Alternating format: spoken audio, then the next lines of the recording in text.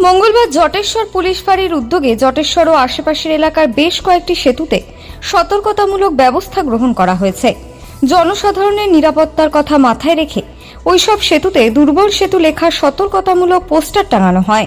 ওই পোস্টারগুলিতে স্পষ্টভাবে উল্লেখ করা হয়েছে যে সংশ্লিষ্ট সেতুগুলির ওপর দিয়ে ভারী যানবাহন চলাচল সম্পূর্ণভাবে নিষিদ্ধ। প্রশাসনের পক্ষ থেকে জানানো হয়েছে যে কোনো ধরনের দুর্ঘটনা এড়াতে এই সিদ্ধান্ত নেওয়া হয়েছে। জটেশ্বর পুলিশ ফাঁড়ির ওসি দেবাশিস রঞ্জন দেব জানিয়েছেন, এই নির্দেশ অমান্য করে কেউ যদি ভারী যানবাহন নিয়ে সেতু অতিক্রম করার চেষ্টা করে তবে তার বিরুদ্ধে আইন অনুযায়ী কঠোর আইনানুগ ব্যবস্থা গ্রহণ করা হবে। প্রশাসনের এই উদ্যোগে খুশি এলাকাবাসী। সেতু সংক্রান্ত দুর্ঘটনা রোধে এটি একটি গুরুত্বপূর্ণ পদক্ষেপ বলে মনে করছেন স্থানীয় বাসিন্দারা।